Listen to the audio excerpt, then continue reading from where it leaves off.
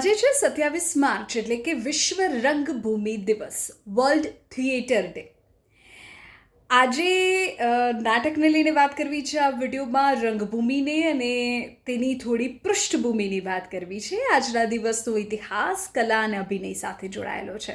આજે દુનિયાભરમાં વિશ્વ રંગભૂમિ દિવસ ઉજવવામાં આવે છે. જ્યારે સિનેમા કે નેટફ્લિક્સ નહોતું ત્યારે મનોરંજનનું આ એકમાત્ર જીવંત માધ્યમ હતું નાટક.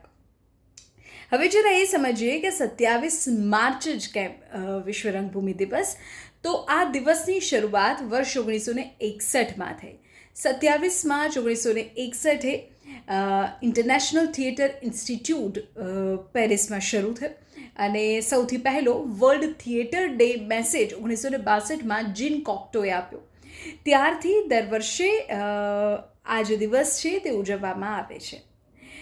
આ સિવાય થિયેટરની દુનિયા સાથે જોડાયેલા કેટલાક રસપ્રદ તથ્યો પણ તમને જો કહું તો નાટકની શરૂઆત ગ્રીક ઇતિહાસ મુજબ એવું કહેવાય છે કે 2500 વર્ષ પહેલાં થઈ અને દુનિયાનું સૌથી લાંબુ નાટક ધ માઉસ ટ્રેપ છે, જે લંડનમાં 1952થી સતત ચાલી રહ્યું છે.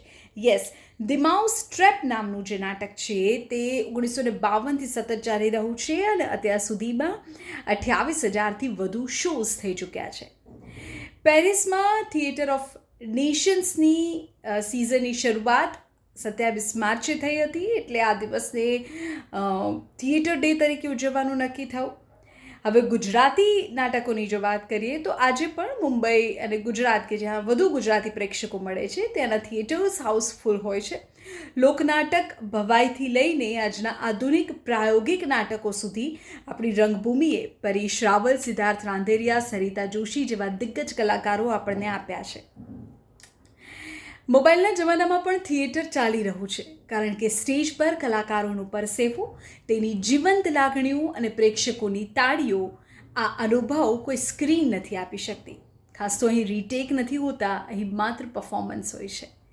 તમામ કલાકારો અને રંગભૂમિ પ્રેમીઓને વિશ્વ રંગભૂમિ દિવસની વર્લ્ડ થિયેટર ડેની ખૂબ ખૂબ શુભેચ્છાઓ.